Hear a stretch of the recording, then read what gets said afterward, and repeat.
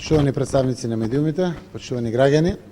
денеска ја направив втората средба, јас како представник на владата на Република Македонија, кој што овластен предлагач на уставните амандмани, односно во оваа фаза на нацрт уставните амандмани, со новата пратеничка група на ВМРО ДПМН и Коалицијата за подобра Македонија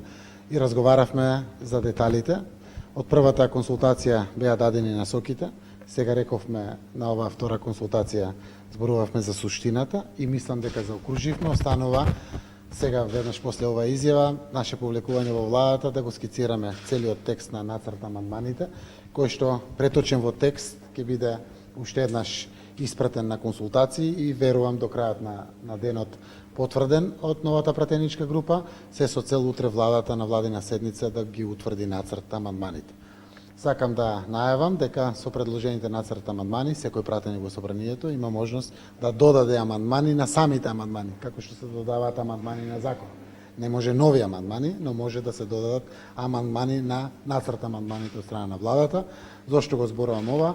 Го зборувам заради тоа што остануваме отворени, се што представува духот на договорот, се што е возможно да направиме инклузивен процес, кој што би предизвикал поголем обем на консензус во македонскиот парламент, се со конечна цел да заедно застанеме онака што ни личи при утврдувањето на протоколот и процедурите на заокружување на имплементацијата на договорот од Преспа или договорот помеѓу Република Македонија и Република Грција. Јас верувам дека постојат исто така многу пратеници кои што веруваат дека ова е единствениот начин Македонија да ја обезбеди својата иднина, а тоа е интеграцијата во НАТО и почеток на преговори со Европската унија. Верувам дека имаме фер и праведен договор во кој што и двете страни добиваат, и Македонија и Грција, и верувам дека времето многу брзо тоа ќе го потврди дека сме на вистинската страна. Во кој член е интервенцијата околу зајакнувањето на македонскиот идентитет? Еве, јас ќе оставам да кажат пратениците, веројатно и тие ќе дадат изјава, сепак нивно тие се предлагачи, тие треба да зборуваат за тоа. Кога тоа целото ќе биде утврдено, јас како представник на владата, објавувајќи ги нацрт амандманите, ќе го посочиме каде е тоа исто така вградено. Еден дел ќе се биде вградено во уставниот законник, еден дел ќе се биде вградено во самиот проглас на уставните амандмани, кој што е акт за прогласување на уставните амандмани, така да верувам дека имаме решение. Сега останува да го преточиме тоа во зборови, до сега го дискутиравме, само скициравме со пенкало и слично, сега да го преточиме во еден текст, да го видат за конечно тој текст и да дадат конечна потврда дека е тоа така. Јас верувам дека нивната верба, која што ги водеше да се одважат, охрабрат и гласат,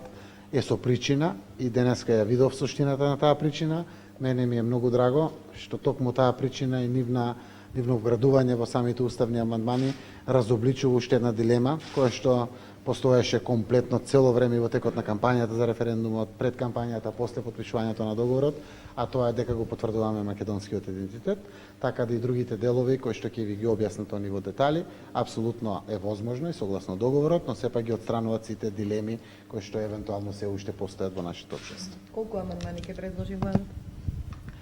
Не можем да кажем, мислам дека ќе бидат 4, може ќе бидат 5, може ќе бидат 6, се зависи како ќе се преточи духот на потребата на договорот од Преспа, преточен во самите, ние ги кажавме 4 намени, тоа беа намените, односно намерите за уставните промени, но секако сега веќе работиме на конкретниот текстуален дел, каде треба да има своја импликација тоа, може да биде доволно 4, но може ќе бидат 6, може 5, може 7, без разлика колку ќе биде тоа. Важно е да тоа биде во духот на договорот со Преспа и во потребата на сите пратеници кои што се вградени во процедурата за промена на уставот. Во однос на другите барања, дали во преамбулата ќе биде споменат и договорот од Охрид како што побара министерот Бојар Османи? Ќе ги соопштиме одлуките, немаме донесени одлуки за оваа работа, до вечера реков касното ќе работиме, утре и владата ќе одлучува за овие прашања, така да кога ќе имаме конечно нешто околу тоа ќе соопштиме веднаш.